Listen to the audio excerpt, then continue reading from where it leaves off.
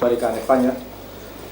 Y entonces, vamos, una opinión creo que extendida por muchos es que la transición española, no tan modélica para algunos, nos ha dejado varias asignaturas pendientes, varias. Entonces, creo que una de ellas, y no precisamente la menos importante, se podría definir como el cierre de las heridas que la guerra civil y la posterior represión del bando franquista sobre los que perdió la guerra nos ha dejado en mucha gente. Este cierre histórico, este cierre definitivo, creo que no puede ser de otra manera que mediante la reparación y el reconocimiento de las víctimas de todos estos desmanes, ¿no? Entonces, hoy la Universidad Carmen de Michelena se complace en recibir a Reyes Mate. Reyes Mate es filósofo, se ha dedicado gran parte de su vida a la investigación de la historia, la religión, la razón y sobre todo, creo que últimamente, la memoria. Él es profesor de investigación en el Instituto de Filosofía de CSIC, instituto que él mismo impulsó y ayudó a crear y del cual ha llegado a ser director. Ha escrito múltiples ensayos, está colaborando con bastantes periódicos de los más importantes de España, de la nacional, y en el 2009 recibe el Premio Nacional de Ensayo por su ensayo, precisamente sobre su libro Herencia del Olvido. Creo que nada más, Reyes, sé bienvenido y aquí tienes tu casa. Muchas gracias.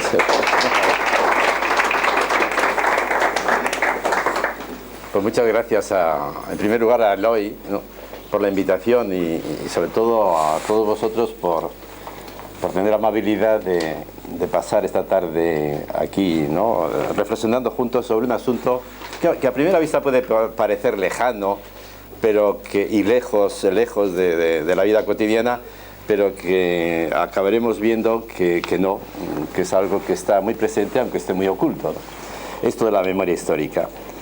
Hace unos meses se publicó en España una novela que está ahora en las grandes superficies, en el Corte Inglés y hasta en Mercadona, seguramente, si tuviera libros. Es una novela de Javier Cercas, El impostor. Javier Cercas es un autor importante, es el autor de una novela muy conocida, Soldados de Salamina, que luego ha pasado a cine, y en fin, se piensa mucho cada tema de sus novelas, y él dice que le tocó la lotería cuando descubrió el tema. El tema es El impostor, y El impostor es una novela que habla de un personaje histórico conocido, Enric Marco, ¿no?, que es un catalán que durante muchos años fue honrado, festejado como un superviviente de un campo de exterminio nazi, y que luego un historiador demostró que era un farsante, que había construido una biografía absolutamente falsa. Yo recuerdo que hace unos años, aquí cerca, en la Universidad Autónoma, Ángel Gabilondo, que era rector, organizó un seminario sobre la memoria histórica, y yo compartí mesa con él y me emocionaba este hombre contando detalles de su cautiverio, de su deportación. Luego recuerdo que el propio Congreso le honró con una medalla, hasta que se demostró, hasta que un agudo historiador demostró que este hombre nunca había estado en ese campo, que este hombre era un farsante y se había construido una historia como tantos otros, porque ha habido muchos casos de estos. Entonces, sobre esto va la novela, pero el novelista, Javier Cercas, le saca una punta que es la que me interesa señalar. Él dice, este personaje es el prototipo del español de la transición, incluso del español contemporáneo. Ese farsante, ese impostor, es el prototipo de una generación de impostores, que seríamos nosotros. La tesis que él defiende es que el español de la transición, apabullado, digamos, por el peso de la memoria, se llevaba tanto la memoria que aquí el que no tenía un pasado decente, es decir, antifranquista, haber estado en la cárcel, por ejemplo, como Antonio, pues no era nadie. Entonces, pues todo el mundo se montaba una biografía, ¿no? Esa es la tesis del autor, y entonces maldice la memoria, porque la memoria histórica es la causa de todos los males, de toda la hipocresía de varias generaciones en España. En un momento habla incluso de la tiranía de la memoria en España. Se habla tanto, se exige tanto, que al final acabamos, sucumbimos bajo el peso de la memoria. A mí me llamaron del País cuando salió la novela para hacer una nota, y lógicamente me pedían que hiciera una nota favorable, porque él había tenido un par de páginas de promoción en el periódico, y yo le decía que si él pensaba que ese tema era una lotería, yo lo que decía era que era un regalo envenenado, porque le decía, casos como este ha habido en Alemania, por ejemplo, que han falsificado también sus biografías para demostrar, para provocar compasión o hacer negocio. Y en Alemania a nadie se le ha ocurrido denigrar la memoria. Lo que han hecho es exigir más al que se presenta con una memoria, poner filtros, exigir documentos, en fin, ser más riguroso con las memorias, pero no denigrar la memoria. Entonces, ¿por qué en España la memoria, que apenas se ha levantado la cabeza, de momento en que nace, debe de desaparecer?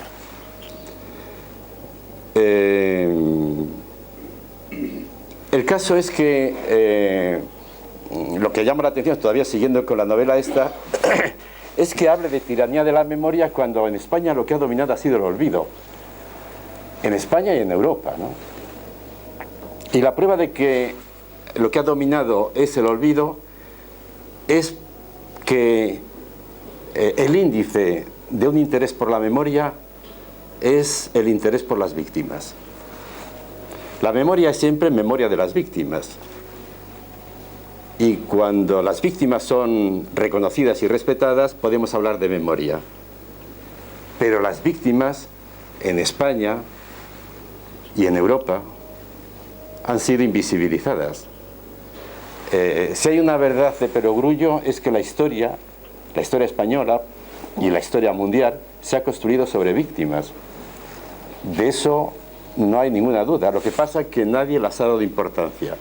Y en ese sentido decimos que han sido invisibilizadas, es decir, se las ha privado de significación. Hay un filósofo alemán, Hegel, que es un pensador muy original, porque lo que hace es observar lo que la humanidad a lo largo del tiempo ha dicho y ha hecho. Y con todos esos dichos y hechos, él ha armado una especie de interpretación general. Entonces, la idea de él es que la humanidad en su conjunto, a lo largo de los siglos, ha ido hacia el progreso, ha ido progresando.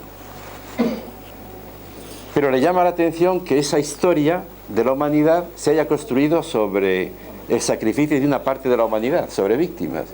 Y a él le llama la atención que, siendo la historia nuestra, la historia del Homo sapiens, se haya construido fundamentalmente sobre, como digo, en base a sacrificios de una parte notable de la población. Y eso le llama la atención. Pero la duda le dura 5 minutos, porque enseguida nos dice, tranquilos, no os preocupéis, esto no tiene mayor importancia, es el precio del progreso. Lo importante es el progreso.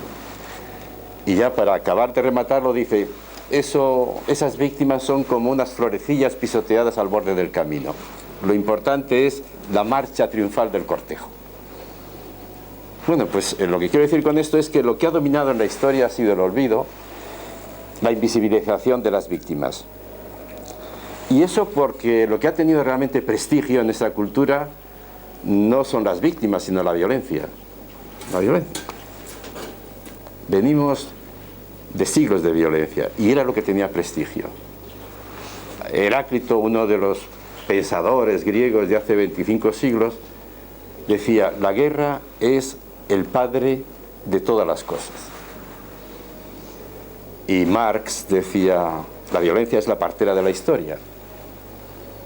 Y nuestra generación, mi generación, es una generación que ha frivolizado a expuertas la violencia.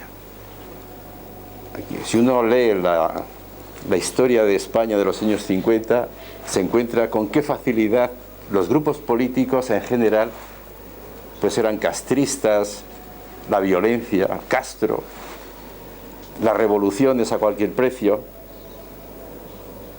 Vivíamos en esa atmósfera de que la violencia era la partera de la historia y por tanto era un recurso obligado.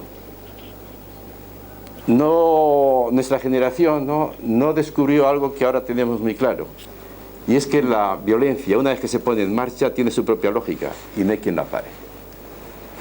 Por ejemplo, las FARC, el movimiento revolucionario colombiano, nació con las mejores intenciones, denuncia de la injusticia, en lo que ha devenido, ¿no? Pues en un grupo absolutamente mafioso.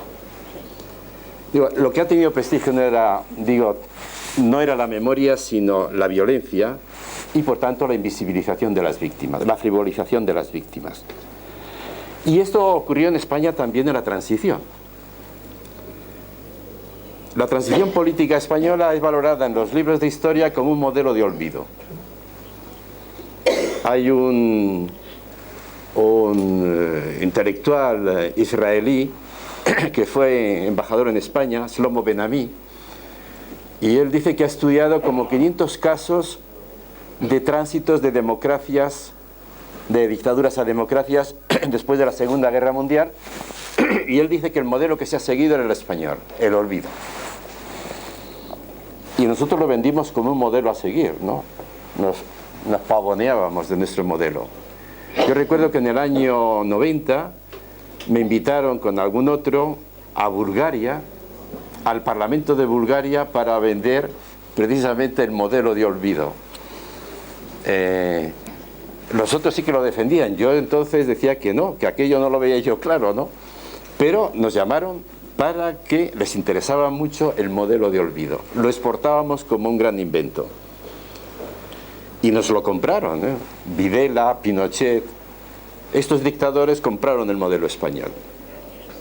Hasta que la democracia en esos países se lo llevó por delante. Y esas leyes de punto final, y esas leyes y esas autoamnistías que se habían dado los dictadores, se disolvieron, se suspendieron, y apareció el contramodelo al español. En vez de transiciones bajo el signo del olvido, transiciones con comisiones de la verdad y de la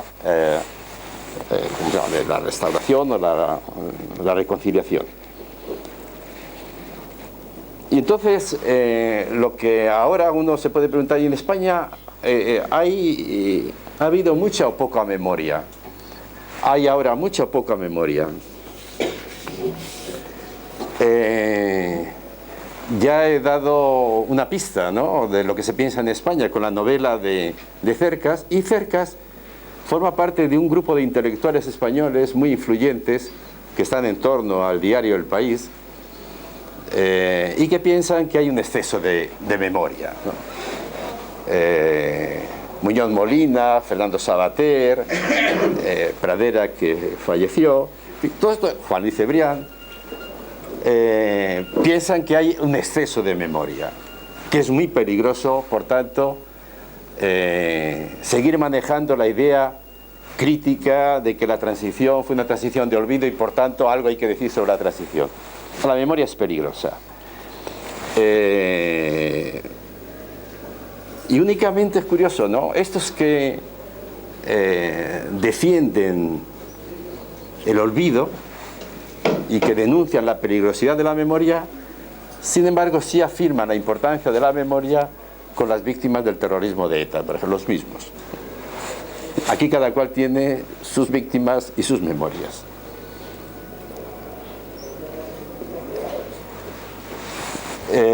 Yo creo que en España lo que hay es una falta de debate sobre la memoria. Y es un debate muy difícil, por la experiencia que he tenido cuando he discutido sobre esto en España y fuera de España, pero en España particularmente, porque cada cual tiene una idea de la memoria. Es que no nos ponemos de acuerdo en el punto de partida.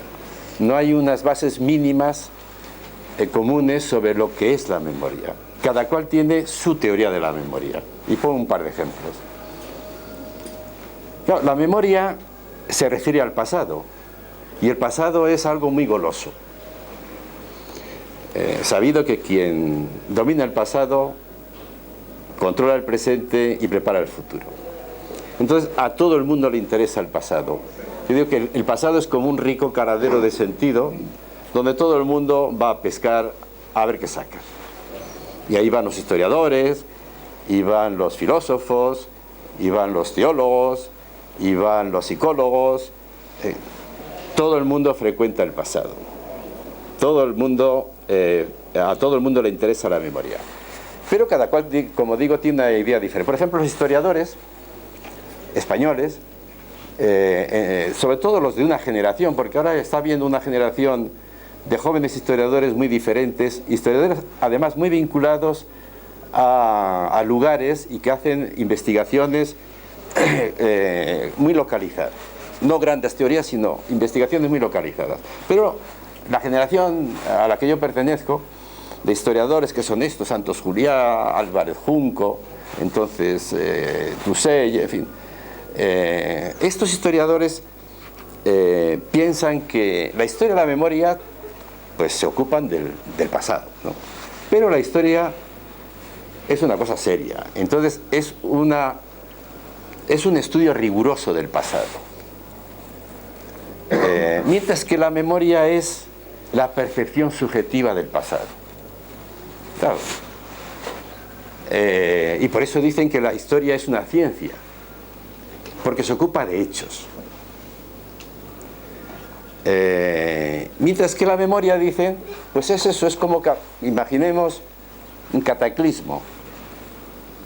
Pues el historiador será aquel que con la debida distancia pues pueda dar una información muy completa de las causas, de los efectos, de las consecuencias, etcétera, mientras que la memoria será lo que vio cada cual, el que estuvo allí, cómo sintió que aquello temblaba. Entonces tuvo una percepción muy intensa, pero claro, muy localizado, porque él no ha salido de cuatro paredes.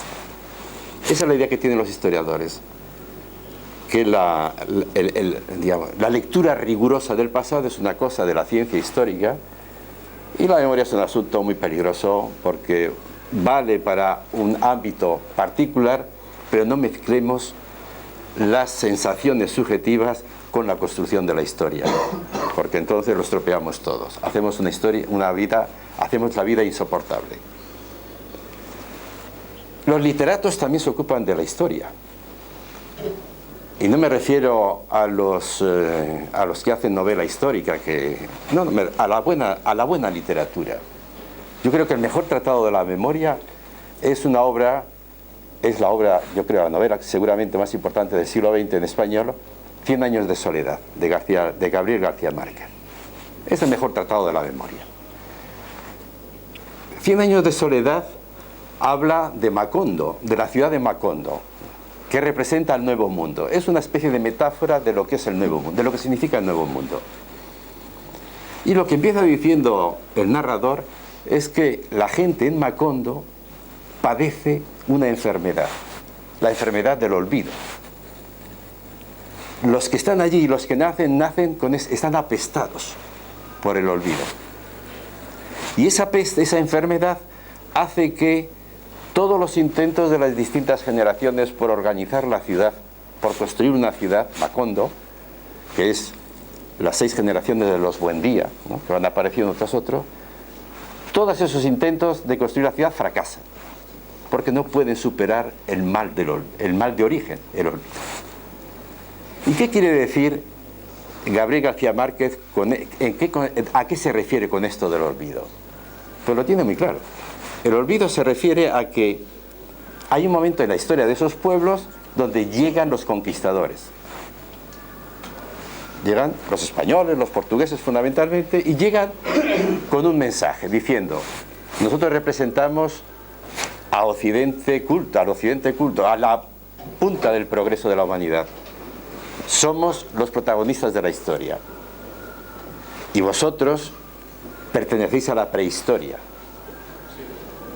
Vuestra cultura es inferior. Entonces, si queréis entrar en la historia que nosotros traemos, tenéis que abandonar la prehistoria. Tenéis que renunciar a lo que habéis sido. Tenéis que dejar de hablar los lenguajes que habláis. Tenéis que dejar vuestras costumbres, vuestros valores. Entrar en la historia significa identificaros con nosotros y renunciar a lo que sois. Y entonces la intención de García Márquez es decir, precisamente porque hemos renunciado a lo que somos, es por lo que nuestra historia es una historia de violencia y repetida e imparable. Y hay un momento en el que García Márquez, en una novela anterior, porque Cien años de soledad en su obra es como el culmen de muchas novelas, muchos tanteos previos que hace, y hay una novelita previa que la vendían con El País la semana pasada, me parece, Los funerales de la mamá grande, donde en un momento determinado un protagonista dice, hablando de estas cosas, de sus sufrimientos, de sus opresiones, de sus frustraciones, dice, uno de los protagonistas dice a los otros, cojamos unos taburetes, sentémonos a la puerta y contemos lo que realmente ocurrió antes de que lleguen los historiadores. Claro, en la novela el historiador precisamente es el portavoz, es el lector científico del pasado, es el portavoz de los vencedores que viene a imponer un relato que es el que interesa evidentemente al conquistador, pero cuyas consecuencias son fatales para los indígenas. Entonces ahí vemos cómo, lo que quería decir con esto es que la literatura también habla de memoria, pero en un sentido distinto de los historiadores. Y si los historiadores decían hace un momento que ellos son los portavoces de la lectura rigurosa del pasado, ahora lo que viene a decir García Márquez, que ellos, lo que son los historiadores, son los ideólogos de los vencedores. Y por eso es tan difícil ponerse de acuerdo, porque además hay que traer todavía a un tercer gremio aquí, que son los filósofos, que también tienen su idea de la historia y de la memoria. La filosofía no es más que el intento de hacerse preguntas e intentar responderlas racionalmente, ¿no? Pero tiene mala fama. Había un ministro hitleriano, Goebbels, ¿no?, aquel ministro de la propaganda, que dicen que cuando oía la palabra cultura echaba mano de la pistola. Y muchos cuando oyen la palabra filosofía toman las de Villadiego, ¿no? No voy a molestar con esto de la filosofía, pero nada más recordar un par de cosas sobre la memoria. Para los filósofos, y es importante lo de los filósofos, porque si hoy se habla de la memoria es gracias a sus investigaciones y a sus análisis, como trataré de demostrar ahora. Bueno, pues para los filósofos la memoria es una categoría, un tema del que hablaban desde el principio y ha cambiado mucho. Para Aristóteles, por ejemplo, 24 siglos atrás, pues decía que la memoria es un sentimiento. Él pensaba que en el ser humano hay una zona noble, donde está la inteligencia y la voluntad, y una zona de segunda categoría donde están los sentimientos. La memoria es un sentido, está en un sentido y por tanto produce sentimientos. No hay que fiarse mucho de ella. Eso cambia en la Edad Media. En la Edad Media se habla mucho de la memoria y tiene, como decimos los filósofos, tiene ahí un valor normativo. Es decir, el pasado se convierte en la norma del presente y por eso tiene un poder enorme, un valor enorme. Son sociedades tradicionalistas. Lo que hay que hacer es repetir lo que ya sabemos. Y eso está muy bien explicado en la novela de Humberto Eco, El nombre de la rosa, ¿no? Ahí recordaréis que los frailes mueren, los monjes mueren envenenados. Y los envenena el bibliotecario, que por cierto es el único monje español que hay allí, de Palencia, o sea, un palentino. Y mueren envenenados porque hay una serie de monjes curiosos que quieren leer un libro nuevo Dicen, ha aparecido por algún sitio un libro de Aristóteles sobre la comedia, que es muy interesante. Y eso le preocupa a Fray Jorge, entonces envenena, pone veneno en las puntas del libro, de suerte que a pasarlo, ¿no?, pues el veneno llegara a la saliva y ahí van cayendo como moscas los monjes. Y entonces cuando ya es sorprendido por el monje irlandés este que va detrás de él, Fray Jorge le explica por qué lo está haciendo. Dice, lo hago porque la humanidad ya sabe lo que tiene que saber. No necesita saber nada nuevo. Lo que tiene que hacer es aplicar lo que sabe. Todo lo que hay que saber ya lo sabemos. El pasado es la norma del presente y no hay lugar para novedades, porque eso trastocaría todos los valores. Entonces, ahí digo que con esto, en esas sociedades tradicionalistas, la memoria es algo muy importante. Luego en la Edad Media cambian las tornas. Decía Descartes, si tenemos la razón, ¿para qué queremos la memoria?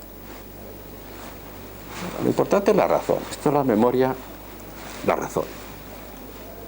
Porque la memoria de alguna manera supone reconocer una cierta autoridad del pasado.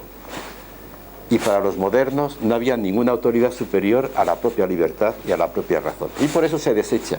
Pero todo cambia en el siglo XX. En el siglo XX hay un cambio espectacular de la memoria que nos lleva a la situación actual. Y hago este recorrido porque esto puede ayudar a entender lo que está pasando.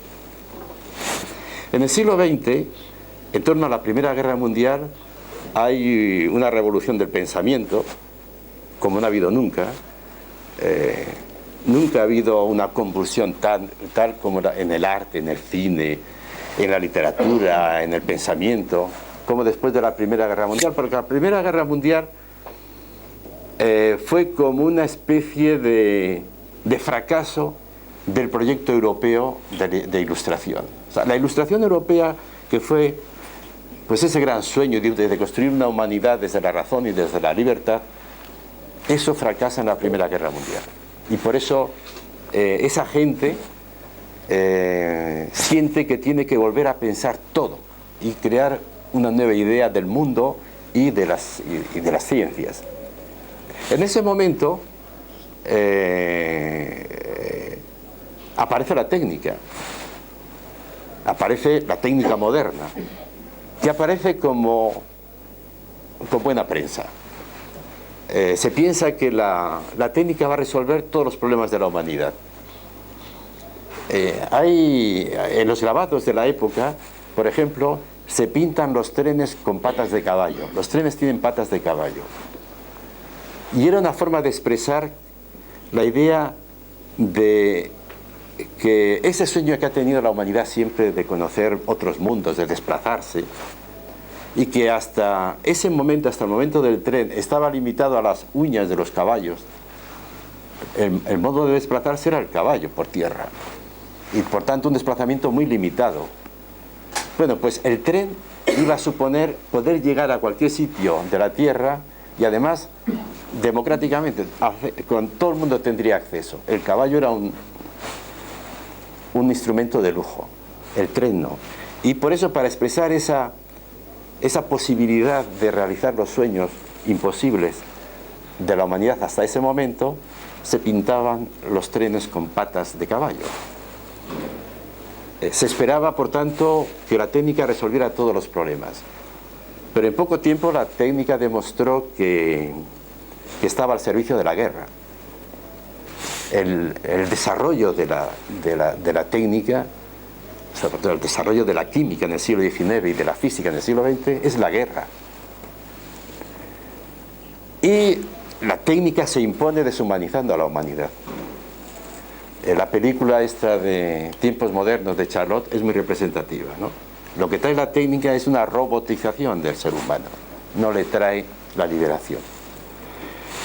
Entonces, esa experiencia de fracaso de los sueños ligados a la técnica, pues provoca la idea de que el progreso bueno, más que a la técnica, debe estar ligado a la memoria. Hay una especie de acuerdo de complicidad entre memoria y progreso. El progreso no depende tanto de utopías, El progreso depende de la memoria, de acumular todo el saber pasado como una especie de masa crítica que es la que nos permite superar el presente. Frente al poder que tenía hasta entonces la utopía, ¿no? El poder de lo nuevo, de lo que todavía... No, la importancia que tiene conocer lo vivido como trampolín para superar precisamente lo recibido, el techo recibido. Eso, entonces ahí aparece esta idea novedosa de que la memoria no es un asunto de tradicionalistas, como en la Edad Media. La memoria puede ser un aliado del futuro. Y luego la Segunda Guerra Mundial provoca también otro gran trastorno. Esta reflexión sobre la memoria de la Primera Guerra Mundial es sobre todo un asunto francés. Son los sociólogos franceses los que lo llevan adelante, mientras que la reflexión de la Segunda Guerra Mundial ya es Alemania. Entonces los alemanes lo que descubren es que la memoria es algo más que sentimiento. Naturalmente que es un sentimiento, la memoria, pero es además conocimiento. La memoria permite conocer lo que la historia no consigue conocer.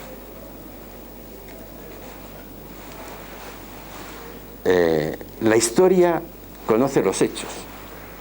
En alemán la palabra hechos, hoy seguramente lo habréis visto, es una palabra que significa Wesen, y en alemán significa lo que ha querido ser y ha llegado a ser. Esos son los hechos, que también está la palabra latina factum, ¿no?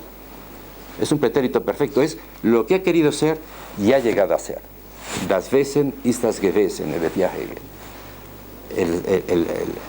Los hechos es el proyecto realizado, pero hay muchos proyectos que fracasan, y es la historia de los vencidos. Esos no llegan a ser hechos, y de eso se ocupa la memoria.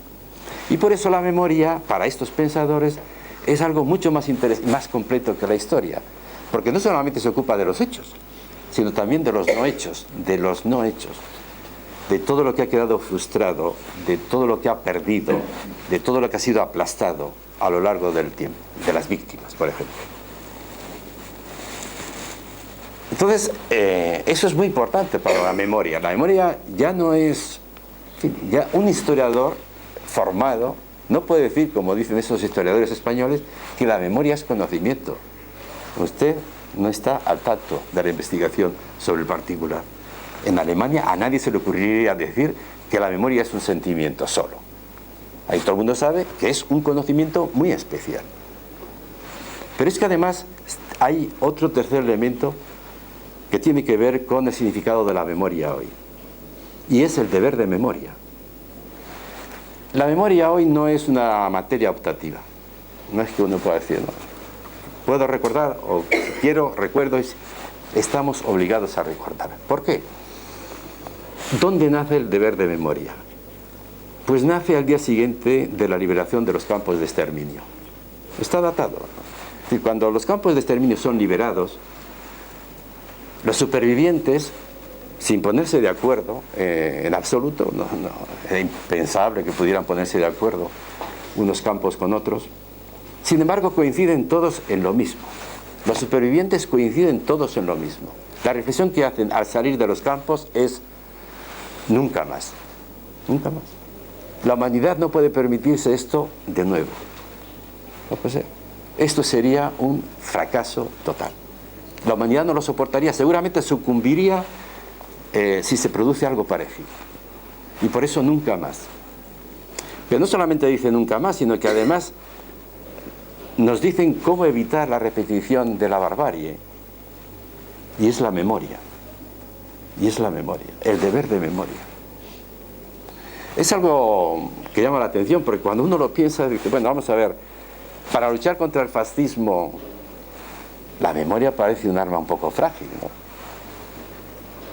De hecho, los aliados, que también estaban preocupados con que el fascismo no se repitiera, tomaron medidas mucho más contundentes, ¿no? Persiguieron a los grandes criminales, impusieron a Alemania una constitución democrática, que es la que tienen todavía. Si no sois capaces de hacer ahí tenéis y les imponen una constitución democrática, que por cierto es lo que luego daría pie al patriotismo constitucional. Se hablaba mucho, que es una pura ironía. Quien dice lo del patriotismo constitucional está diciendo que los alemanes, que fueron capaces de montar los campos de exterminio y aquel genocidio tan científicamente pensado, estos alemanes han roto de alguna manera el orgullo alemán.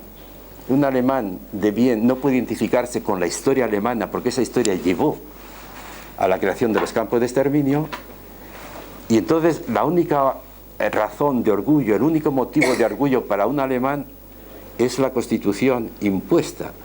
De ahí que ese término de el patriotismo constitucional sea una enorme ironía, cosa que aquí cuando he visto que han hecho hasta congresos, en el Congreso de los Diputados hicieron hace unos años unos grandes debates sobre el patriotismo constitucional y nadie había advertido la enorme ironía de la que parte precisamente ese término. Bueno, lo que quería decir es que el deber de memoria, los aliados toman medidas y proponen medios poderosos para evitar la repetición de la barbarie. Y sin embargo, los supervivientes dan mucha más importancia a la memoria que a todo eso. Esto es lo que llama la atención. Y eso está ahí. ¿Y por qué? Pues porque los supervivientes saben que han vivido una experiencia impensable. Lo que ocurrió no está en ningún libro, no fue descrito por nadie, no fue ni siquiera imaginado por nadie. Y lo impensado y lo impensable ocurrió.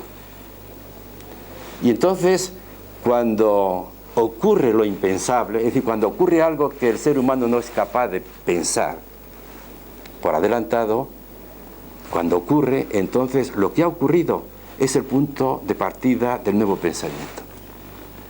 Lo que debe dar que pensar es precisamente lo que somos capaces de hacer, aunque no seamos capaces de pensarlo. Y esto es el origen del deber de memoria. El deber de memoria es el reconocimiento de que nuestras capacidades analíticas, científicas, son poderosas, pero muy limitadas. Al final, si queremos ser razonables, es mejor partir de lo que hemos hecho. Y eso se convierte en el punto de partida. Y esa es la memoria. El deber de memoria consiste en saber que para plantearnos un sistema de vida que evite la repetición de la barbarie, hay que volver al lugar de la barbarie, hay que partir de lo que hemos hecho, de lo que hemos vivido. Y entonces el deber de memoria consiste en, decía uno de los supervivientes, consiste en repensar la política, repensar la ética y repensar la estética, el arte, teniendo en cuenta la barbarie que hemos producido, para que no se repita.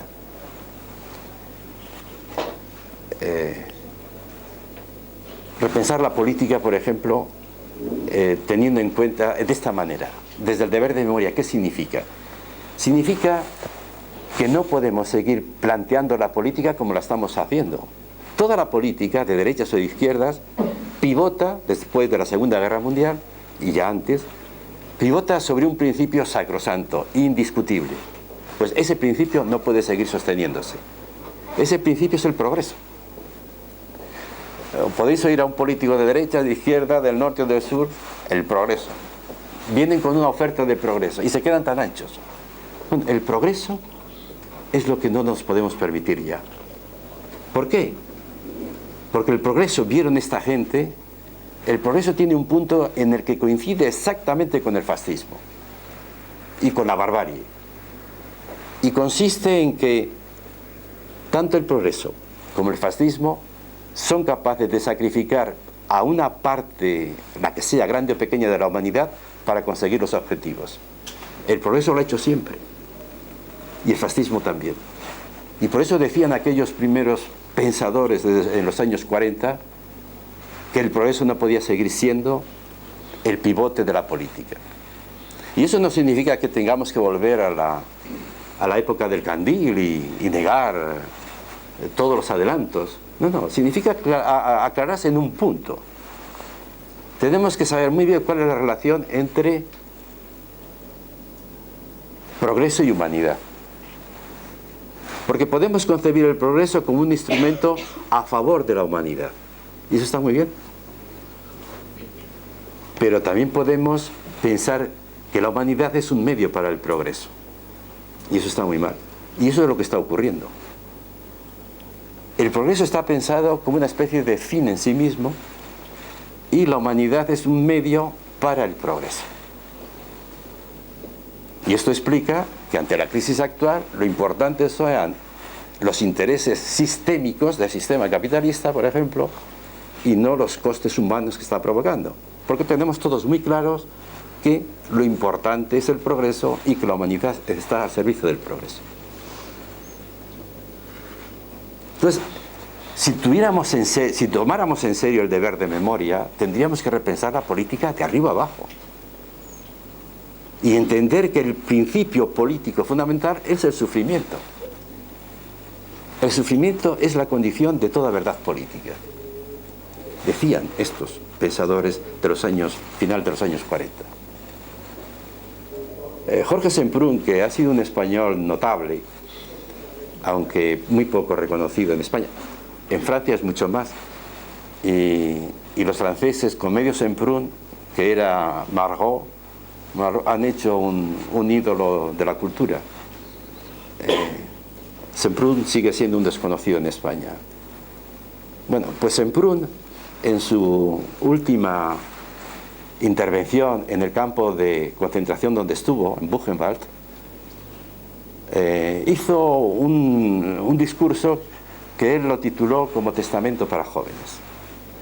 Y decía a los jóvenes: no olvidéis que la Unión Europea, Europa nace en los campos de exterminio. Y que la Unión Europea solamente se construirá en tanto en cuanto recordemos su lugar de origen. La Unión Europea fue el proyecto de superar las causas que habían llevado a la Segunda Guerra Mundial y que eran los nacionalismos. Y por eso se plantea una idea alternativa, la Unión Europea. Y nace en los campos, porque los campos es donde se ejemplifica la barbarie a la que ha llevado los valores políticos europeos anteriores. Entonces, repensar el deber de memoria nos debería llevar a repensar la ética y la estética, y como no tengo tiempo para entretenerme en esto, voy a seguir adelante.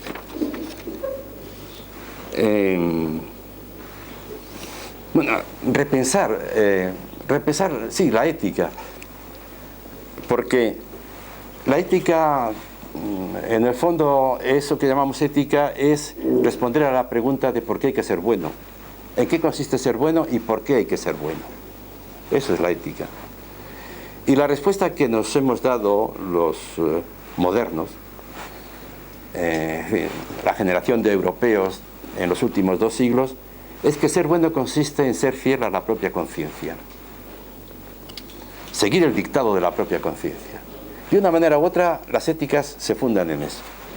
Bueno, pues eso está mal. Eso no se puede sostener. Porque los nazis tenían buena conciencia.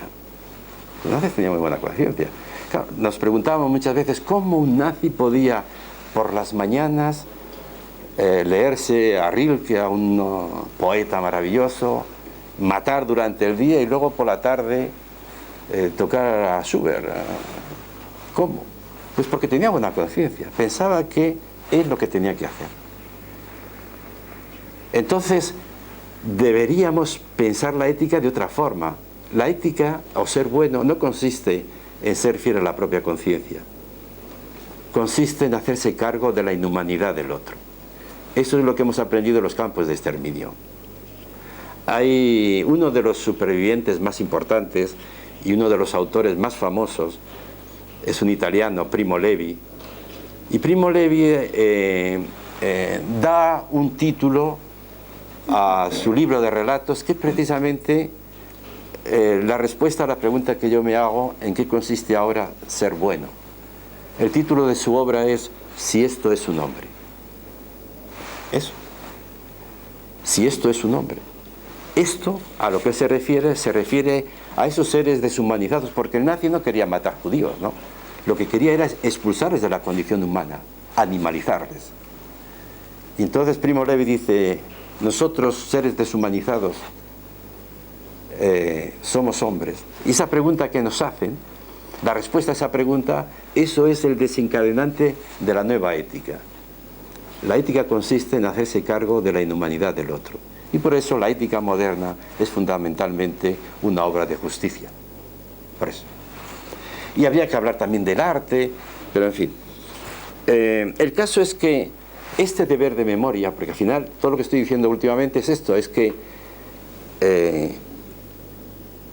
lo que aprendemos del siglo XX no solamente es que la memoria es una aliada del futuro, no solamente que la memoria es con sentimientos y además conocimientos, sino que además la memoria es una obligación.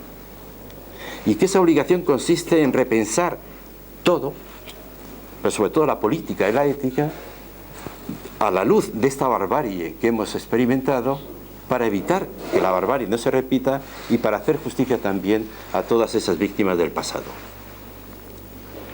Bueno, pues esto en Alemania pesa mucho. Es decir, los alemanes, cuando acaban la guerra, estas cosas, hay un primer momento en el que no quieren recordar, no quieren enfrentarse a su responsabilidad. Y no lo quieren porque acaba la guerra y empieza la Guerra Fría. Y entonces los aliados no quieren que los alemanes se entretengan mirando al pasado, sino lo que quieren es que se incorporen a la Guerra Fría. Y por eso promueven el olvido. Pero eso dura poco. Y hay un momento en el que los alemanes se enfrentan a su historia y se ponen a asumir sus responsabilidades. Y dura hasta hoy. Hace unos días, el día 1 de mayo, el presidente de la República Alemana, se llama Joachim Gauck, pues hizo unas declaraciones sobre Grecia. Y decía, pues los alemanes tenemos que tomarnos en serio nuestras responsabilidades respecto a Grecia. ¿A qué se estaba refiriendo? Como sabéis, Grecia tiene una deuda monumental con Europa, sobre todo con los alemanes. La están negociando, están haciendo lo que pueden, pero en un momento han planteado a los alemanes una deuda histórica. Los alemanes ocuparon Grecia y han calculado, técnicos expertos mundiales, en cuánto habría que valorar esa deuda de los nazis, del Estado alemán, Estado nazi alemán con los griegos, y la calculan en unos 278.000 millones de euros. Es decir, algo más que lo que ellos deben a la Unión Europea. Entonces, cuando Varoufakis y Tsipras han planteado esto a los alemanes se han pegado una carcajada fenomenal. Es una soberana tontería, decía el ministro de Economía y vicecanciller alemán. Y se han reído. Porque decían, ya dimos en el año 60 160 millones de euros y con eso saltamos las cuentas. 160 millones y hoy se calcula que son 287.000 millones de euros. Entonces, el presidente alemán ha dicho, pues esto que dicen los griegos hay que tomárselo en serio. Y ha sido, como os podéis imaginar, la convulsión en la sociedad alemana. Y lo explica. Dice, vamos a ver, nosotros alemanes no solamente somos el resultado de lo que nosotros, los que estamos aquí, los vivos, estamos haciendo, no solamente somos responsables de nuestras acciones, sino somos herederos de un Estado en cuyo nombre se cometieron todos aquellos atropellos. Y por tanto, aunque no seamos culpables, porque la culpa es personal e individual, aunque no seamos culpables penales o legales, penales o morales de ese pasado, sí somos responsables políticos. Y por tanto, deberíamos tomarnos en serio esa petición de los griegos. En Alemania todavía hoy se habla de responsabilidad histórica. Sin embargo, en España no quisimos hablar de responsabilidad histórica en 1975, siendo así que el franquismo fue, o la Guerra Civil Española, fue el primer episodio de este acontecimiento que funda el deber de memoria.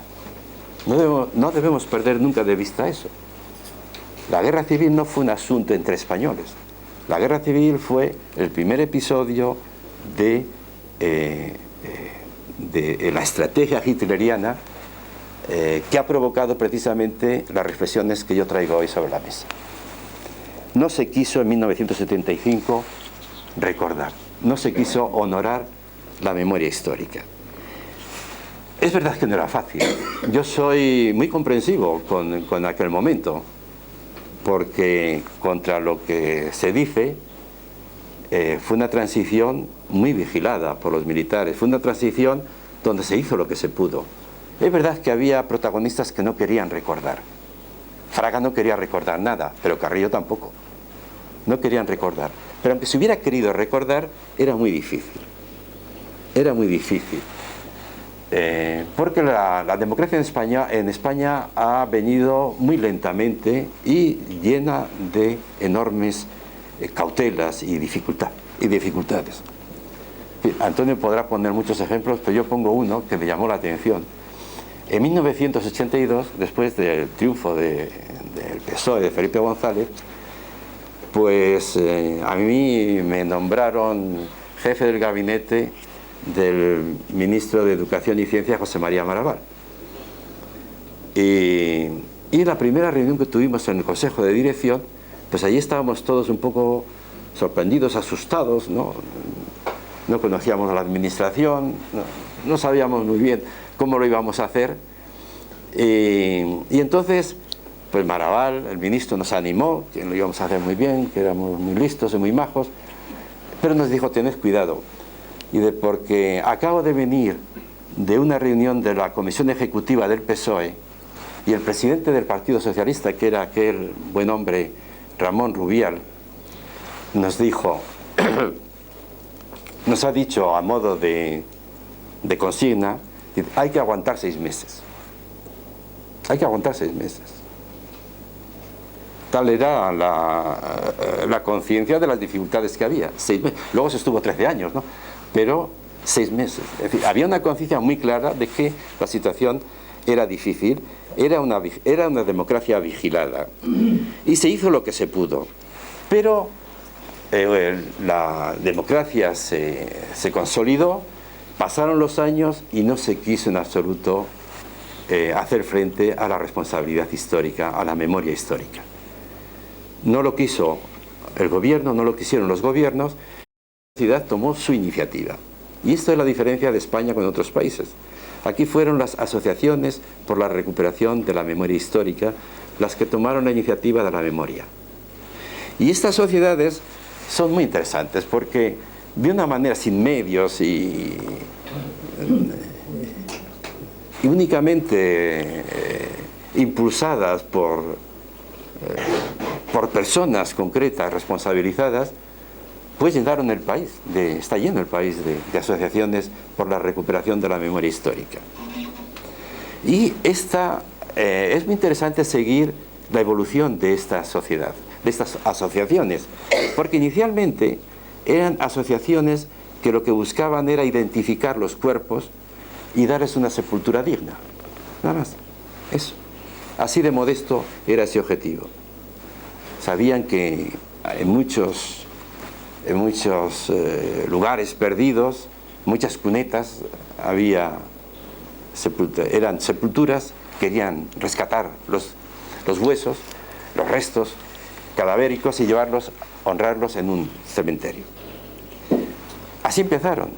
Pero ¿qué ocurrió? Que a lo largo del proceso se encuentran con que el interés de la ONU, el interés de buena parte de las sociedades occidentales se interesan por ese tipo de problemas, y aparece la figura de la desaparición forzosa. Hasta ese momento los desaparecidos eran paseados. Legalmente eran considerados los autores de esos paseos eran considerados autores de hechos ya prescritos. Eso eran los paseados, ¿no? Crímenes que habían prescrito. Pero al aparecer la figura de la desaparición forzada, resulta que los paseados pasaron a ser desaparecidos. Y los desaparecidos en el derecho penal internacional reciente resulta que son crímenes vigentes, que no pueden prescribir. Y entonces se plantea la cosa de una manera diferente. Es decir, no solamente tenemos un deber moral respecto al pasado, sino legal. Eso lo entiende Garzón, y por eso abre la causa el juez Garzón, amparado en la evolución del derecho penal internacional. Piensa que se puede hacer un juicio al franquismo, que se puede hacer, por tanto, un proceso que haga justicia a las víctimas. Pero ya sabemos cómo acabó Garzón. Si hay algo por el que no ha pasado la transición, en general es por la judicatura española. Y entonces Garzón acabó destituido, acabó expulsado de la carrera judicial. Luego Zapatero intentó algo que se llamó la ley de la memoria histórica, pero que no es ninguna ley de la memoria histórica, y es muy interesante. La ley de Zapatero era una ley para ayudar o para satisfacer económicamente a algunos colectivos republicanos que no habían sido objeto de ninguna gratificación ni recompensa o compensación después de la guerra. Pero la gente empezó a llamarla ley de la memoria histórica, porque querían más. No se quería solamente una ley para recompensar a ciertos colectivos desamparados, sino se quería una ley de la memoria histórica. Se quería hacer un juicio al franquismo, se quería revisar aquellos tribunales que en condiciones absolutamente ilegales o alegales condenaron a tantas víctimas. En fin, se quería, por supuesto, exhumar a los 110.000 cadáveres que se piensa que están pendientes, y todo eso conformaba la ley de la memoria histórica, digamos. Una ley que no era solamente unas ayudas económicas, sino una ley política y moral de alcance. Y no fue posible. La ley que salió finalmente, pues fue asustadiza. Por ejemplo, el PP no aprobó la condena al franquismo, y tampoco la ley se atrevió a revisar, por cierto, revisar los juicios de aquellos tribunales sumarísimos. Yo tuve una experiencia directa sobre esta ley, porque la ley preveía la creación de una comisión que hiciera una propuesta sobre el Valle de los Caídos. Y yo formé parte, a mí me nombraron parte de esa comisión y estuvimos trabajando, y teníamos un problema, ¿no? ¿Qué hacíamos con el Valle de los Caídos? Había dos posiciones, y luego, bueno, unos decían lo que había que hacer era poner una bomba y dinamitarlo, era lo que decían algunos supervivientes, como el historiador sobre el que se hizo la película, que fue uno de los que trabajaron allí. Bueno, supervivientes que habían trabajado como prisioneros, como sabéis, una buena parte de los que trabajaron en la basílica pues eran condenados republicanos. Pues esto lo que pedían era eso, esa medida. Pero el problema que hay es que hay 40.000 cadáveres. Es el mayor cementerio religioso de España. 40.000 cadáveres. Y de esos 40.000 cadáveres, 10.000 son republicanos. 10.000 son republicanos, y no hay manera de identificarlos ya, porque vimos cómo estaban los nichos, y por el deterioro, en fin, es un sitio muy mal aislado, lleno de corrientes de agua, y entre el agua y la humedad habían destruido prácticamente los huesos, y ya no era. Llevamos a un equipo de científicos para ver si era posible identificar los ADNs y nos dijeron que ya era materialmente imposible. Es decir, nos encontrábamos ante 40.000 cadáveres de españoles condenados, entre comillas, a vivir juntos. Entonces dijimos, ¿por qué no transformamos el lugar, resignificamos el lugar y proponemos que sea un lugar para la reconciliación? Y entonces hicimos una serie de propuestas. La primera propuesta, que se hiciera un relato de cómo se construyó el Valle de los Caídos, porque es muy elocuente, por qué se construyó y cómo se construyó. En segundo lugar, habría que hacer una actuación en la plataforma que hay delante, digamos republicana, para que los republicanos, para compensar lo que estaba construido. Pero sobre todo lo que queríamos era un lugar de reflexión para que los españoles por una vez nos enfrentáramos a nuestro propio pasado. España tiene un pendiente con su historia. El cainismo español existe, las dos Españas existen. Entonces, era un momento de enfrentarnos a nuestro pasado y de analizar con los ojos abiertos nuestra historia para superarla. Bueno, pues fue imposible llegar a un acuerdo con esa, porque claro, la primera medida que había que tomar era sacar a Franco, entre otras razones porque eso estaba, es un lugar, es un cementerio de españoles que murieron en la guerra, y Franco murió en su cama 40 y tantos años después. No tenía sentido que estuviera Franco allí, y entonces los representantes del PP se opusieron diciendo que a Franco no se le tocaba, y los benedictinos que estaban allí dentro tampoco. Entonces, como además el documento lo entregamos al día siguiente de las elecciones últimas, pues cuando llegó el nuevo gobierno lo metió en un cajón y nunca más se ha oído hablar de la memoria histórica del Valle de los Caídos. Bueno, y ya acabo. Lo que quiero decir con esto es que sigue pendiente la valoración y la confrontación de los españoles con su pasado. Y acabo.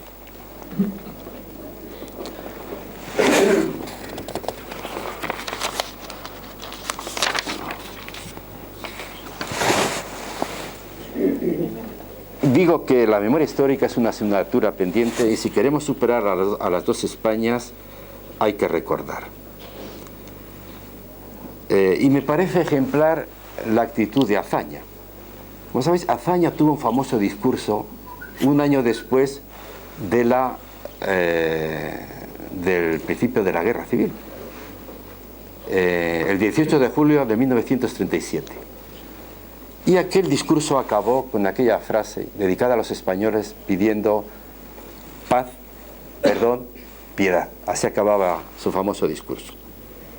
Él decía, España, si quiere ser un proyecto colectivo, tiene que tener por objetivo la paz, cosa en la que estamos todos de acuerdo. Pero la paz, para que sea verdadera, debe construirse sobre el concepto de piedad. ¿Qué entendía él por piedad? Por piedad, Azaña entendía valorar el sufrimiento del otro. Valorar el sufrimiento, no solamente el sufrimiento propio, el sufrimiento del otro. Y que eso solamente sería posible si los españoles manejáramos como categoría política el perdón. Y esto es muy interesante porque él dice en ese discurso, yo considero a todos los españoles que se están matando héroes. Héroes. Pero son culpables, o somos culpables. ¿Por qué somos culpables? Porque un conflicto político, un conflicto de convivencia, no puede resolverse jamás por las armas. Y como hemos tenido, por una razón u otra, que recurrir a las armas, todos tenemos que pedir perdón.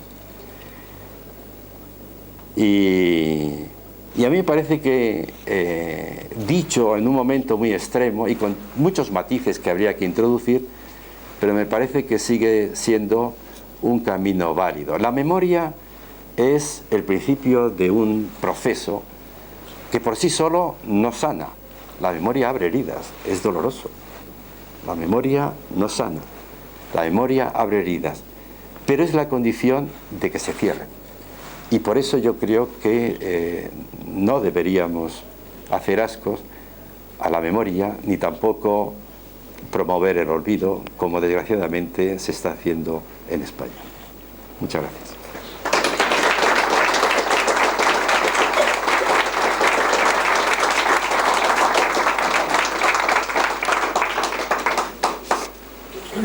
Siempre, si os apetece, podemos empezar un turno de... A mí me tocó, entraba yo en la universidad cuando murió Franco. Y yo venía de una zona en la cual había sido republicana, sufrimos en esa zona, y yo sí me enteré por mis familiares, sufrimos al principio lo que hizo la República con aquellos que estaban allí y que no eran afines a la República, y lo que hicieron después los nacionales cuando llegaron después, porque Albacete no entró en guerra nunca. Cayó cuando cayó Alicante, cuando cayó el Ebro, cayeron todos, y aquello, después entraron los otros e hicieron lo que tuvieron que hacer. Cuando yo entré a la universidad, yo venía con esta concepción de la gente, de mi pueblo, que me habían ido inculcando a lo largo de los años, y con una premisa que teníamos todos, y era: vamos a callarnos y vamos a dejar esto y vamos a seguir para adelante. Llego aquí a la universidad y todos teníamos la conciencia, y tú también vivirías esa época, permite que te tutee, de que algo iba a cambiar, pero nadie sabía qué. Todos teníamos la sensación de que aquello iba a cambiar, pero nadie sabía qué. Y sabíamos que estaba el estamento militar que controlaba en ese momento prácticamente todo. Entonces, cuando muere Franco y se produce la Revolución Española, digamos que a los que no teníamos el conocimiento de lo que estaba ocurriendo en las altas esferas del Estado, sino que leíamos los periódicos y vivíamos el día a día, el ejemplo de transición sin sangre, y me estoy acordando todavía porque yo era militar cuando el golpe de Estado de Tejero, esta época de transición sin sangre merecía la pena si teníamos que llegar a un punto de acuerdo y de olvido y perdón en ambos sentidos con respecto a lo que ocurrió ahí. Y esa es la sensación que nos quedó a la gran mayoría de la gente que estábamos ahí. Pasó el tiempo y llegó el tema de la memoria histórica. Yo, que siempre he estado muy interesado en esa época, y sobre todo por lo que me contaron mis abuelos y que me contaron mis padres, cuando se plantea el tema de la memoria histórica, se plantea a nivel político el tema de la memoria histórica, a mí me hace daño. Y me hace daño porque no veo reflejados en la memoria histórica nada más que una parte. No veo la otra parte. Y la gente me dice: no, es que la otra parte ya fue resarcida en su momento después de la guerra. Y yo sigo diciendo: volvemos otra vez a las dos Españas y volvemos a separar esto que nos ha costado mucho restañar. Y con leyes de estas volvemos otra vez a separar todo esto otra vez. Y de golpe y porrazo me encuentro otra vez en una sociedad en la cual vuelven a haber dos bandos. Cuando yo me creía que aquello lo teníamos superado después de muchos años, y me encuentro que con la puñetera ley esta vuelven a aparecer dos bandos enfrentados completamente, y en el trabajo me encuentro dos bandos, y en el metro me encuentro dos bandos, y en los periódicos me encuentro dos bandos. Y estoy en esa posición. No sé si es bueno o es malo. No sé si... Bueno, rápidamente. La transición tuvo ese valor de que se produjo dentro de un cierto orden y sin grandes baños de sangre, aunque hubo muchos muertos. Sí. Hubo muchos muertos, o sea, y dan de la ultraderecha, es decir, que eso no hay que perderlo de vista, ¿no? Hubo una violencia de un lado, ¿no? Atocha, Vitoria, en fin, muchas cosas, ¿no? Entonces, pero es verdad que había, tal como estaban las cosas, ¿no? ETA, el Grapo, los militares, pues se hizo lo que se pudo, ¿no? Y yo creo que no se hizo mal, pero con muchos problemas pendientes, porque es verdad que una parte tenía hecha la memoria, que se sepa del lado franquista, digamos, no hay ninguna víctima anónima. Se pudo identificar a todas, se les pudo dar sepultura, los colectivos fueron resarcidos, y mientras que los otros fueron perseguidos. Durante el franquismo, una parte fueron perseguidos, contra toda ley, nacional e internacional, contra toda ley. Y cuando llega la hora de hacerles justicia, pues el Zapatero con esa ley se inhibe, porque el Estado en esa ley no asume ninguna responsabilidad. Deja a los colectivos particulares que investiguen. Y él lo más que hace la ley es prever algunas ayudas, pero no asume su responsabilidad de protagonizar precisamente la identificación de cadáveres, ¿no? Por ejemplo. Entonces, es una ley que si de algo peca, fue de corta, ¿no? Es así. Y yo creo que el mismo respeto que tienen las otras víctimas a ser identificadas tienen estas. Y son 111.000. Sabemos que están pendientes de identificación. Son muchas.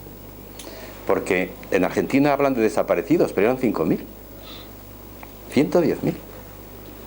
Entonces, yo creo que hay que hacer... El peligro de esto, ¿cuál es? El peligro de esto que hay en España es que somos muy sensibles a nuestras víctimas y no a las de los otros. Y yo digo que el que solo entiende sus víctimas es que no ha entendido ninguna. Porque lo que caracteriza a una víctima no es la ideología. No es la ideología. No es la ideología ni del que le mata, no, del victimario ni de la víctima. Lo que caracteriza a la víctima es que es inocente respecto a la violencia que recibe.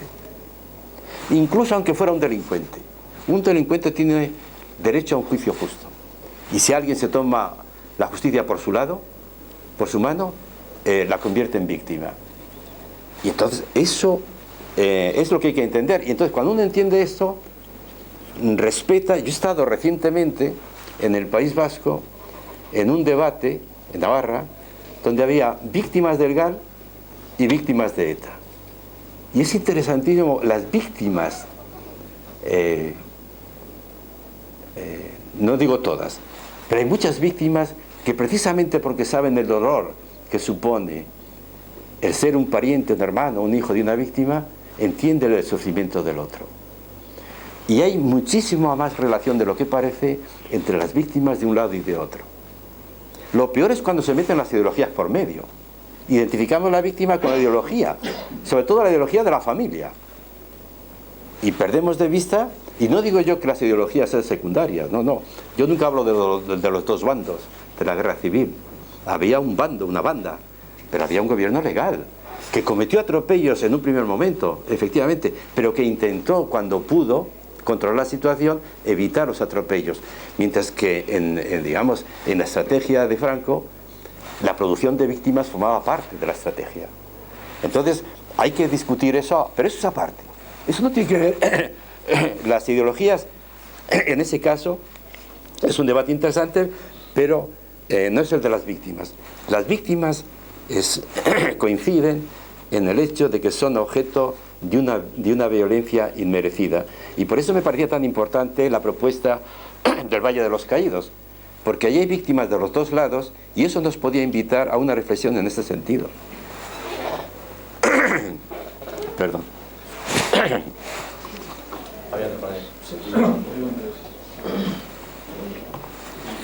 entiendo el dolor de las víctimas y las iniciativas que se han tomado para resarcir el bando perdedor del gobierno legítimo, que luego el devenir del tiempo durante la guerra no lo hizo tan legítimo. Pero bueno, no he oído ninguna vez que mencionase la palabra comunismo. Ha mencionado el fascismo varias veces y más la Alemania nazi. La Alemania nazi, antes de la Segunda Guerra Mundial, se extendía más allá de Polonia y los países bálticos. Después del telón de acero, eso parece que no cuenta porque se ha referido a una constitución que entiendo que es la Alemania federal, la Alemania occidental. La Alemania del Este se ha oído poco. Sabemos de los resultados de los campos de exterminio, los campos de concentración, porque entraron los aliados y está documentado, y ha habido supervivientes. En el lado este ha habido menos supervivientes, e incluso se ha llegado a la situación en Polonia, como Treblinka, que no dejaron ni un solo superviviente los comunistas, para no dejar ningún testigo ni testimonio, y lo dejaron bien enterraditos, y han aparecido muchas decenas después. Ha hecho referencia a las experiencias de los paseos y demás en la España fascista, pero no se ha dicho nada de las checas y lo que se originó, o cómo está documentado, por ejemplo, el paseo de Calvo Sotelo, que fue una de las espoletas de nuestra guerra civil. O sea que en los dos lados hay mucho que investigar. Creo que con la transición se llegó a un acuerdo bastante lógico y de compromiso, y por eso Carrillo ha estado donde ha estado, y la Pasionaria y el Partido Comunista se le legalizó, porque si no hubiesen llegado a ese compromiso seguramente no habríamos llegado a la España democrática, y creo que es el momento de volver a reconocer esos compromisos y esos logros y seguir tapando y sin horadar heridas, y pienso que ese es el motivo de que la ley de Zapatero no haya ahondado más, porque hubiese levantado verdaderas heridas, no ampollas, sino heridas. Y está bien que tenga una válvula de escape con iniciativas particulares, porque oficialmente provocaría muchos altercados si eso hubiese avanzado más adelante. No sé si tiene visibilidad de esas checas, cómo llegaron a ser gulags. Sabemos de Solzhenitsyn y sabemos de testimonios de algunos supervivientes de los gulags, pero es que si aquí en España hubiese ganado la República dentro de un régimen comunista, eso es lo que nos hubiese esperado. O sea que tuvimos la suerte de que militarmente hablando, un bando fue mejor que el otro, y incluso ha documentado después víctimas, y cosa que el otro bando o no han documentado o se han perdido las pruebas, y es más difícil recuperarlas.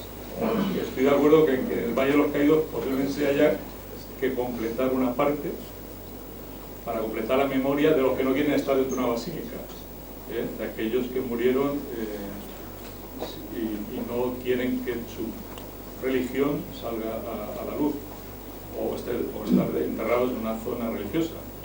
Pero esto posiblemente sería una parte a considerar a continuación. Hay más palabras pedidas, por favor, vamos a hacer un poco más breve.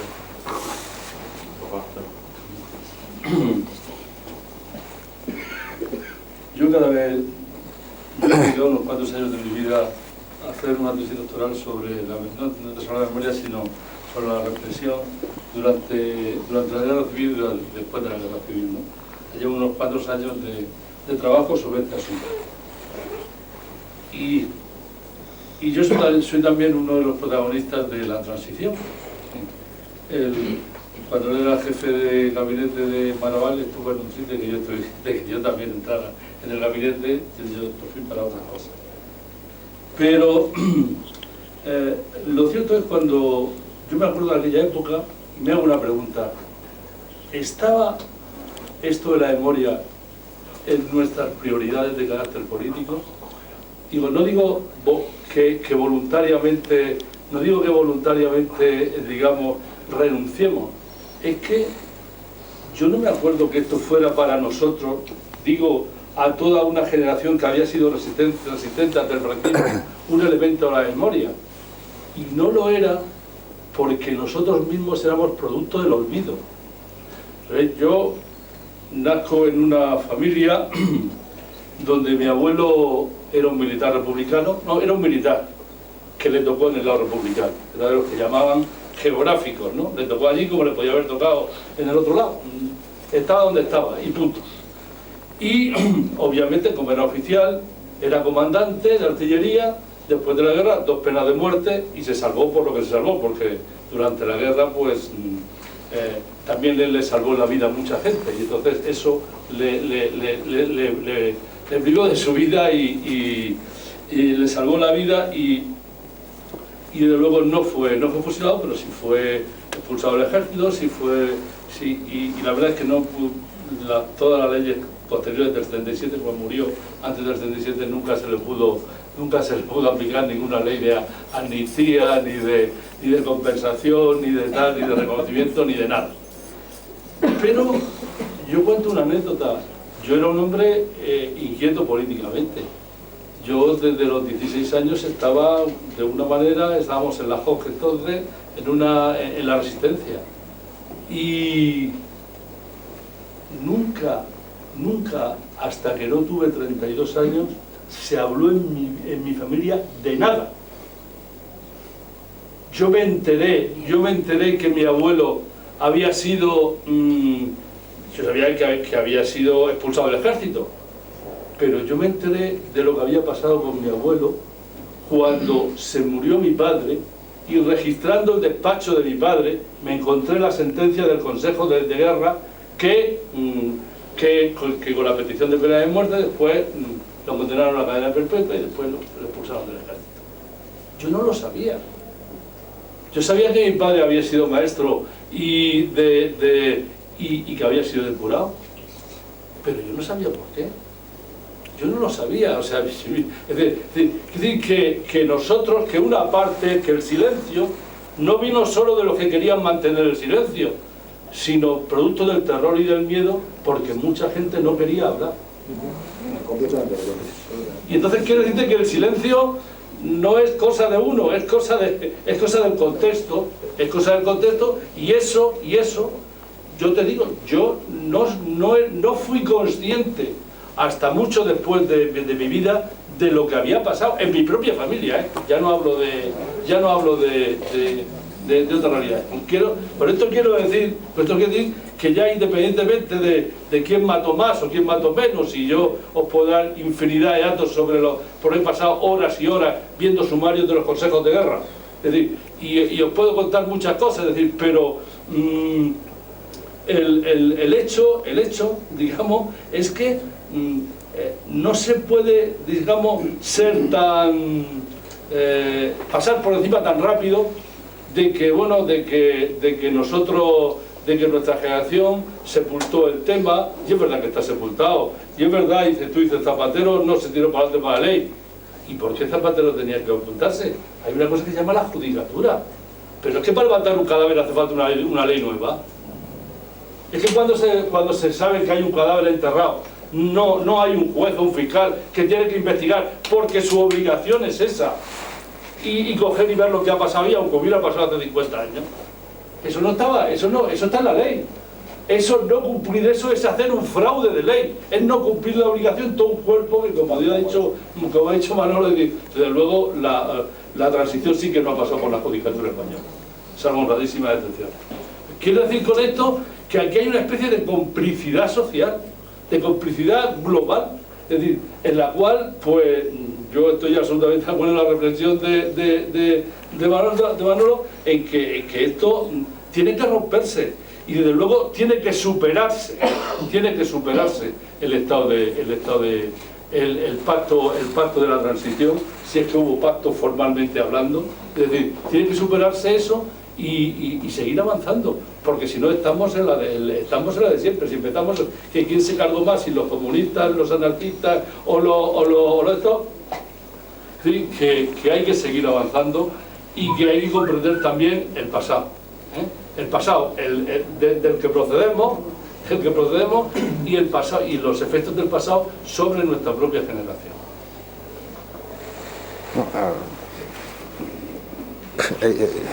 Hay tantos temas, a lo mejor es mejor que se exprese la gente, ¿no? Sí. En este contexto yo voy a ser mucho más breve. Quería saber si el conferenciante nos puede transmitir algo relacionado con el exilio. O sea, los españoles en el exilio, focos todavía en Toulouse, en Francia, hay muchos Garcías, que son franceses ahora, en México. A mí me impresiona mucho ver cada año, el 17 de julio, en el periódico, el recuerdo del comandante de Melilla, que fue quizá el primero que cayó, el 17 de julio, y sus hijas, que creo que viven en México. El colectivo en el exilio ha tenido alguna importancia, se le ha ninguneado totalmente. La República en el exilio, Rodolfo Llopis, Sánchez Albornoz, todo esto no valió para nada. que en este contexto es más posterior, ha tenido algo. ¿Sabe quién se ha acordado de ellos? Todavía los guerrilleros del Maquis se reúnen en un pueblecito de la provincia de Cuenca el segundo domingo de octubre, recordando su lucha. Y en Huelva se han reunido con guardias civiles. Eso todavía es actual. Pero a mí me preocupa eso, el contexto del exilio. No ha servido para nada en esta idea de la memoria y que lo tenemos mejor. Bueno, sobre esto, es que es un tema enorme y el exilio me parece... Si el que responda Sí, si quieres. Sí, bueno, mejor. Sí, yo quería decir dos cosas. Una, ¿sabe? Si somos el segundo o tercer país del mundo donde más desaparecidos hay. Gente enterrada que no se sabe cómo se llama. Después de Camboya, no sé si Guatemala y nosotros andamos. No, somos nosotros. Creo que nos ganan. Estamos hablando de la anterior y de la pero estamos hablando de gente que todavía se podría identificar por el ADN. Y otra pregunta es que ¿cuántos de las víctimas de la represión franquista, por hablarlo de alguna manera, están sin identificar? Bueno, sabe, creo que la mayoría todavía incluso están en algunas parroquias, en las iglesias, están listados de los fusilados y demás. ¿Y cuántas están sin identificar de la Si me permitís un pequeño comentario nada más y luego si queréis contestar algo que a lo mejor viene al cuento y a lo mejor Sí. más adelante. Los republicanos españoles cuando ya dieron la guerra por perdida y huyeron todos como pudieron, con las mantas al hombro a Francia, resulta que no se fueron a esconder, sino que fueron a participar en honor de protagonismo con la lucha contra el nazismo, y los republicanos españoles se organizaron y ayudaron a liberar de los nazis en prácticamente el sur de Francia y en otra parte de Europa.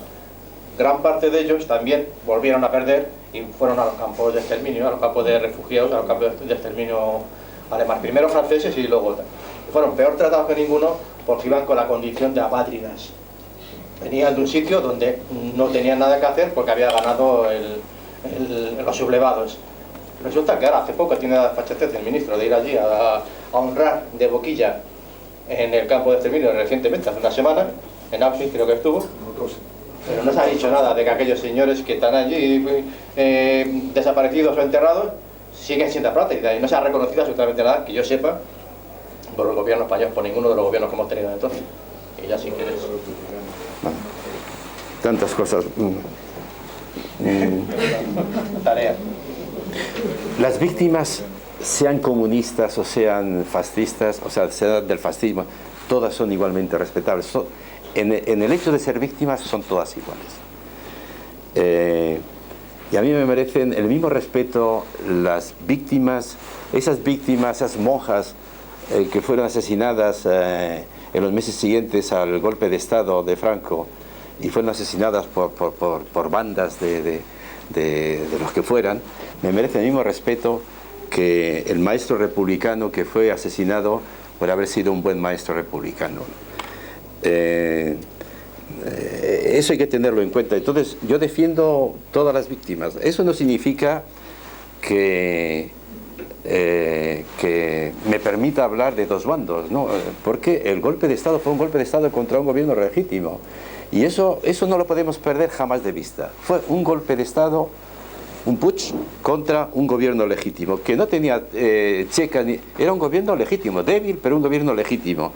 Luego se entra en un estado de guerra y se cometen abusos, y todos los abusos son repudiables, y hubo crímenes de guerra y esos merecen el juicio y la crítica, porque los hubo también del lado republicano, hubo crímenes de guerra, pero lo que no hubo del lado republicano fue un golpe de Estado contra sí mismo, y eso tiene una significación política enorme y unas consecuencias también enormes.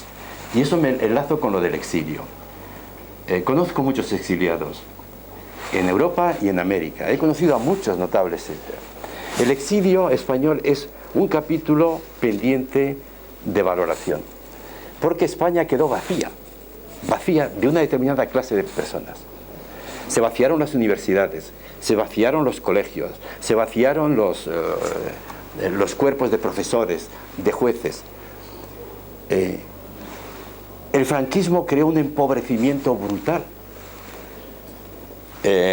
y que fue rápidamente ocupado por una clase absolutamente inferior. Vamos, quiero decir, por un tipo de personal intelectualmente de segunda categoría. Hay un libro ahora que merece ser leído, lo referí antes, que es El cura y los mandarines, y es un estudio de la intelectualidad española desde la guerra hasta 1980. Entonces ahí queda perfectamente claro cómo en filosofía había un desarrollo en Barcelona y en Madrid que hacía de la filosofía española que la colocaba a la altura de cualquier país europeo. Lo mismo en el nivel, por ejemplo, de formación de los maestros o de la educación primaria y secundaria. Todo eso desapareció y fue ocupada por gente que era afín al régimen y que era su mayor nota de cualificación. Eso produjo un empobrecimiento en España que estamos acusando. Es decir, España, durante la República, se pone al nivel europeo. El atraso empieza al día siguiente de la guerra. Y no solamente quedamos fuera porque no entramos en el plan Marshall, sino quedamos fuera porque no hay clase, la intelectualidad ha desaparecido. Pintores, escritores, maestros, profesores, investigadores, quedaba los investigadores. Yo estoy en el Consejo Superior de Investigaciones Científicas. Se tuvieron que irse casi todos.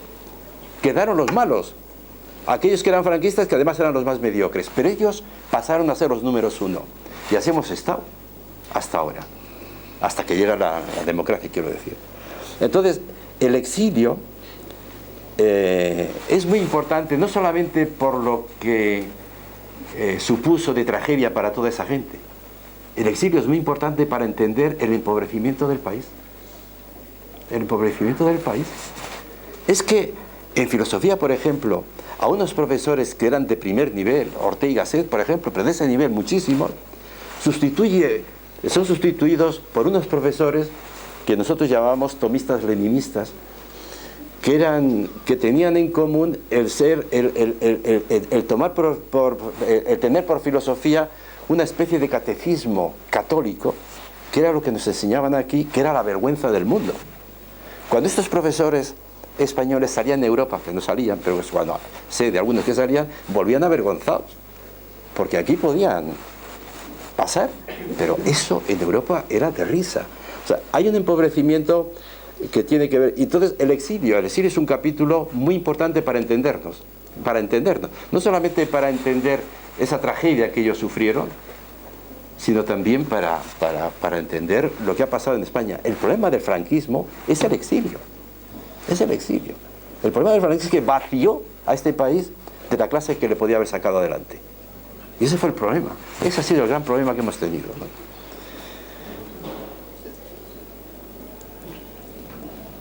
Sobre el tema de... Había no sé, bueno... ¿qué supone en España los desaparecidos? De luego somos, después de Camboya, yo creo, el país más numeroso,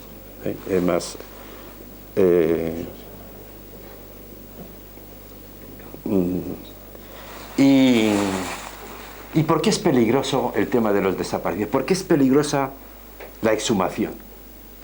O sea, ¿por qué en el fondo no queremos tocar los cadáveres? Pues está estudiado eso, ¿eh? Hay antropólogos españoles que han estudiado perfectamente lo que ocurre cuando se exhuma un cadáver. Cuando se exhuma un cadáver, cuando de estas fosas, como en un pueblo, se produce una convulsión en el pueblo terrorífica. Porque de repente aparece una historia. Un pueblo que ha vivido bajo mentiras y silencios, pues de repente aparece otra historia. Y resulta que se pone en evidencia cómo se han creado los capitales en el pueblo. La relación entre los capitales después de la guerra y los asesinatos. la gente se pone a hablar y empiezan a contar lo que han vivido y han experimentado, y eso conmueve, y eso es muy peligroso. Mira, en Israel, después de la guerra, de la Segunda Guerra Mundial, pues el Estado sionista de Israel no quiere oír hablar mucho de supervivientes judíos. Y no quiere oír hablar porque ellos entienden, los judíos sionistas, que todas las víctimas del nazismo se han dejado matar, no han sabido luchar. Entonces Israel quiere construir un nuevo Estado con gente que lucha. Entonces no quiere ese tipo de judíos. Está muy bien explicado en la película Éxodus. Este es el problema de la película Éxodus. Dos tipos de judíos. Entonces Ben Gurión, que era el presidente de Israel, no quiere a los judíos llamados de la diáspora, que son los que se han dejado matar. Quiere a los judíos que en la película esa aparecen representados por Paul Newman, que son los guerreros. Quiere guerreros. Porque un Estado como el Estado de Israel tiene que estar construido con guerreros. Y así se va construyendo el Estado de Israel hasta el año 1961, en el que aparece el juicio Eichmann. ¿Y ahí qué ocurre con el juicio? El juicio Eichmann lo provoca el Estado de Israel para aprovecharse de la mala conciencia del mundo y reforzar el Estado. Entonces secuestran a Eichmann en Argentina, lo llevan y hay un proceso. Y el proceso se les va de las manos. ¿Por qué se le va de las manos? Porque en el juicio ocurre algo que no había pensado Ben Gurión, y es que empiezan a hablar los supervivientes, los testigos, y la sociedad queda aterrorizada de ver el sufrimiento acumulado en el barrio, en las ciudades, en el país. Nunca se había hablado de eso, estaba prohibido hablar de eso, pero cuando la sociedad toma nota de todo eso, la sociedad dice, pero ¿qué somos? ¿Cómo podemos construir un país sobre ese olvido? Si tenemos una responsabilidad con todos esos. Y entonces se cambia el país. Por eso son tan peligrosos las exhumaciones. Y por eso en el fondo los políticos dicen, mejor dejar esto o que se produzcan gota a gota. Porque si supiéramos la cantidad de sufrimiento que hay ahí, nos daría vergüenza de nuestra propia historia. Seguramente. Yo no solo por continuar con lo que está diciendo, que sí estoy de acuerdo con eso, pero es que ese sufrimiento, la parte, digamos, que no ha podido recuperar a su gente y que ha tenido que sufrirlo en silencio, ese sufrimiento le tiene de todas maneras. O sea, lo que estamos evitando es el sufrimiento de los que no han pasado por ello. Opino. Sí.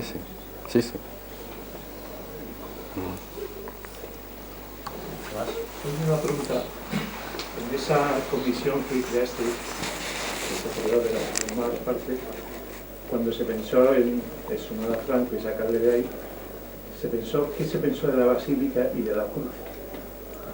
¿Se pensó, quiero decir, terminarlo de alguna forma?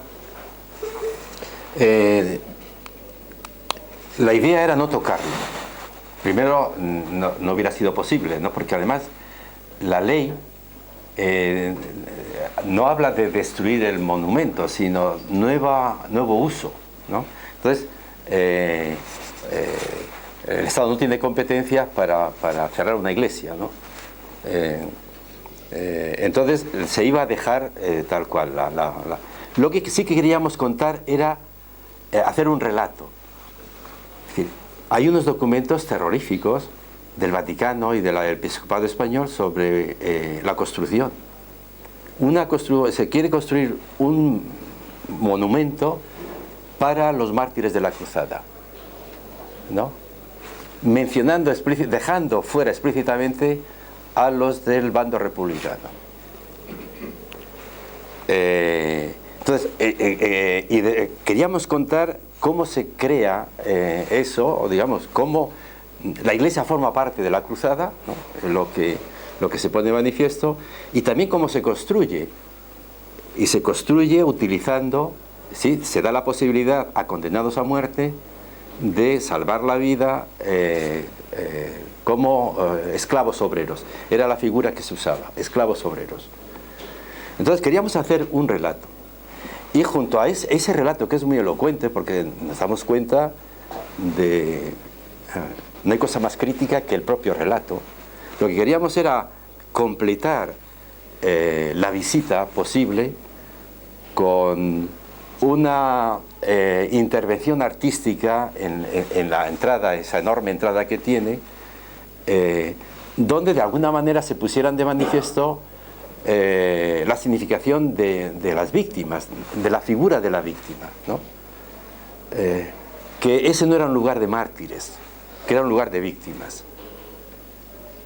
Que lo que es importante, en lo que están unidos todos, no es en las creencias, sino en la violencia injusta que han recibido. Entonces, queríamos llevar, digamos, la reflexión a ese lugar, ¿no? Al lugar en el que nos encontráramos todos, porque se trata de reconocer también el carácter victimal de los 30.000 enterrados, de los otros 30.000 enterrados, pero que también se reconozca como víctimas a esto. Y que de alguna manera el visitante, fuera republicano o no republicano, se confrontara con esa violencia absurda que ha acompañado históricamente a la convivencia de los españoles y que tiene unas raíces muy profundas. Eso es lo que queríamos, ¿no? Una pregunta. ¿Cree usted razonablemente que en un tiempo, o sea, de nuestra generación, si nosotros vamos a haber resuelto este problema pacíficamente, por supuesto, porque la ONU ha instado al Estado español a resolver este problema en repetidas ocasiones? Por ejemplo, Francia, hace poco, fue Nicolás Sarkozy, creo, pidió perdón por las barbaridades del régimen de Vichy, creo, ¿no?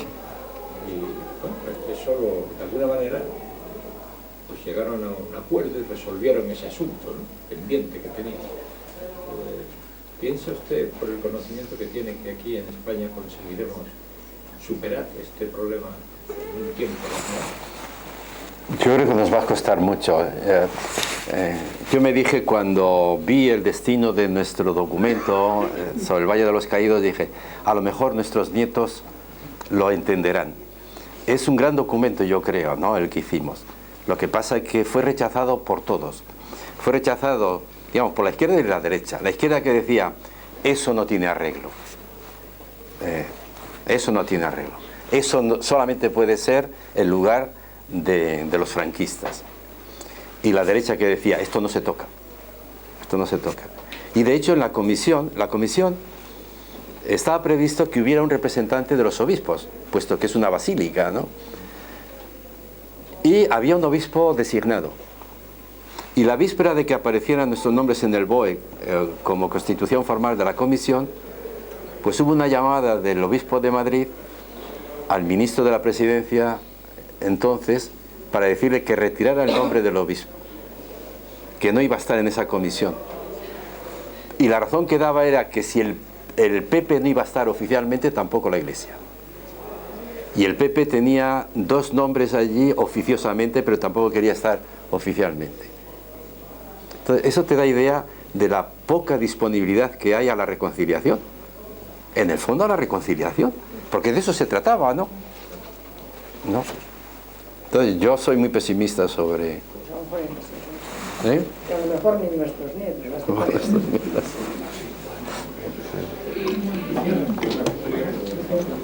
Simplemente quería dar información, no sé si alguien ha visto un documental reciente en la televisión española sobre las víctimas de la Guerra Civil Española que acabaron sus vidas en la Unión Soviética. Y eran de los 2 bandos, tanto la división azul fue a combatir, como los republicanos que, huyendo del régimen, habían estado en Vichy, campo de concentración en Alemania, y al final los concentraron a todos, cuando el avance soviético, en 2 campos al norte de Ucrania. Y se da la casualidad de que el personal médico sanitario, casualmente estaba en la división azul, atendió a todos.